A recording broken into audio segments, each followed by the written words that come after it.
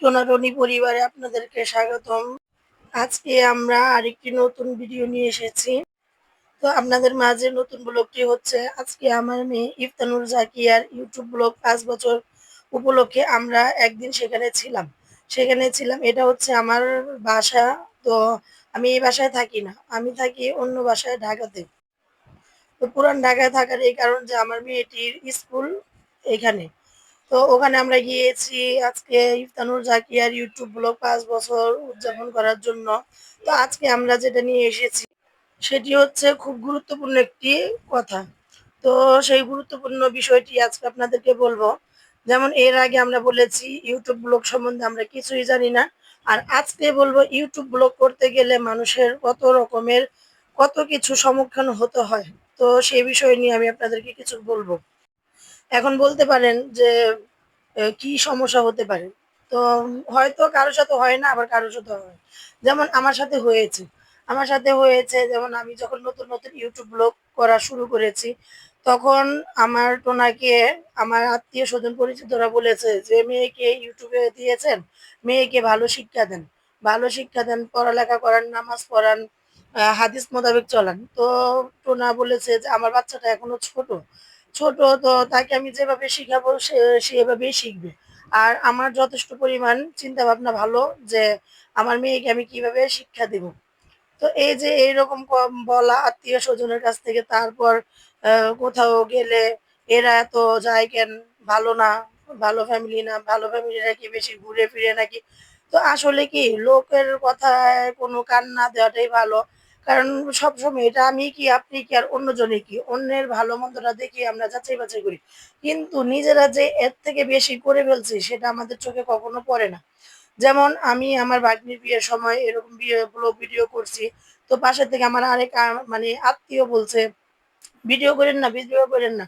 তো কেন ভিডিও করব না? ভিডিও করা গুনাহ। ভিডিও করা গুনাহ। যতবার ভিডিওতে দেখবে, যতবার মুখ দেখবে, ততবারই গুনাহ। তো আচ্ছা ঠিক আছে, মানলাম হইতে পারে গুনাহ। তো গুনাহ হইতে পারে। তো আমি উনাকে উত্তর দিলাম যে, "গুনাহ অনেক রকমেরই আছে। হালাল, হারাম অনেকভাবেই। তো এখানে আপনার নজরে হয়তো হইতে পারে যে আমি যেটা করছি সেটা গুনাহ হচ্ছে। তো আমি তো মানে আমার দিক থেকে আমি চিন্তা করছি আমি তো খারাপ কোনো কিছু করছি না। আমি আমার পরিবারকে নিয়ে সবাইকে নিয়ে হাসিখুশি থাকি। তো সবাই কিন্তু সেই জিনিসটা থাকতে পারে না। সবাই কিভাবে থাকবে? খাওয়াতে গেলে একজন আরেকজনকে দেখবেন মানে একটা দ্বিধাবোধ। আমি ওরে খাওয়াইছি, ও আমাকে খাওয়ায় নাই। আমি ওরে ঘুরতে নিয়ে গেছি, ও আমাকে নিয়ে ঘুরতে যায়নি। আমি ওর পিছনে টাকা খরচ করেছি, ও আমাকে টাকা খরচ করেনি। আমার সন্তানদেরকে সে কিছু দেয় নাই। আমার এই সেই নানান রকমের অজুহাত। আর একসাথে মানুষ থাকার পর মানে একসাথে হাসিখুশি থাকে। পরবর্তীতে কি হয়? আড়ালে গেলেই মনে করেন যে তার নামে তো বদনাম, দুর্নাম ছড়াছড়ি। তো সবাই সব রকম পারে না। আর আমি আমার পরিবারটাকে সবাইকে নিয়ে হাসিখুশি থাকি। হয়তো তারাও আমার নামে বদনাম করে, হয়তো আড়ালে করে, সরাসরি করে না। কিন্তু এই যে আমরা ৫ টা বছর একসাথে সবাই হাসিখুশিভাবে চলাফেরা করেছি। তো সেই জিনিসটা মানে আমার জায়গায় অন্য আমার কোনো আত্মীয়স্বজন করে দেখাক, তারাও করে দেখাক, আমরাও দেখি যে পারে কি না পারে। আসলে সব হচ্ছে অভিজ্ঞতা, গুণ। প্রত্যেকটা মানুষের কিছু না কিছু গুণ থাকে। যেমন আমার মধ্যে এই গুণটা একটু বেশি। যে আমি সবসময় হাসিখুশি থাকতে চাই, পরিবারের সবাইকে নিয়ে থাকতে চাই। সেটাই।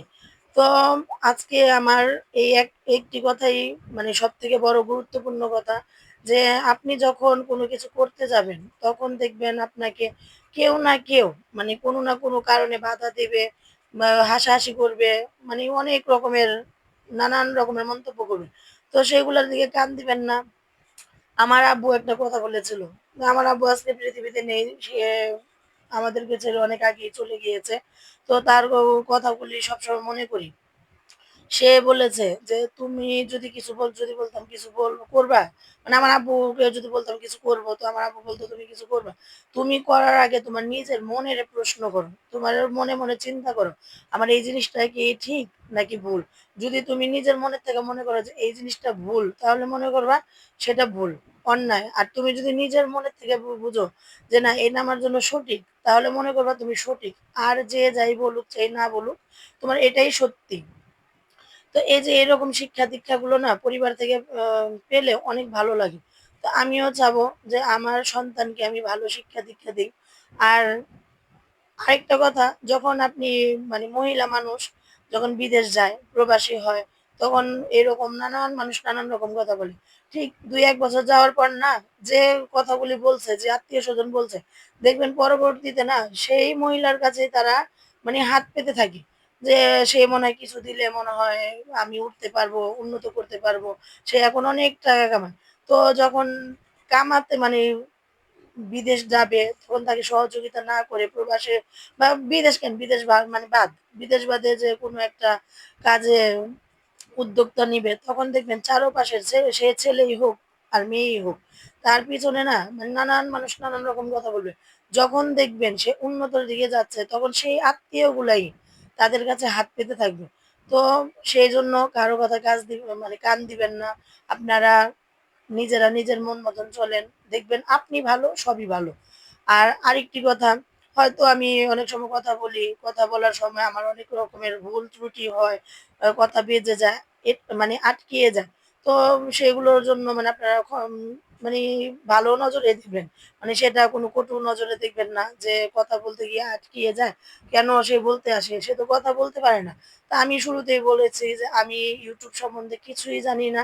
তারপরও আমি যতটুকু এগিয়ে যাচ্ছি সেটা আপনাদের ভালোবাসার কারণেই যাচ্ছি। আর আমাদের টোনাটুনি চ্যানেলটাকে আপনারা অবশ্যই, অবশ্যই সাবস্ক্রাইব করবেন, লাইক করবেন। ভালো না হলে কমেন্টে জানাবেন, ভালো হলে সেটাও কমেন্টে জানাবেন। আর আপনাদের ভালোবাসা নিয়ে আমরা সামনে আরো এগিয়ে যেতে চাই। মানুষ দেখি না মানে মানুষ যতই পিছে টানুক, আবার মানুষই পারে মানুষকে তুলে নিতে। তাই বলছি যে কারো কথায় মন খারাপ করবেন না কখনো। নিজের মন মতন চলবেন। নিজে ভালো, সব ভালো, নিজে সঠিক, সব সঠিক। ভুল পথে যাবেন না, যেন কখনো আফসোস করতে হয়, পস্তাতে হয়, সেরকম কোনো কিছু করবেন না।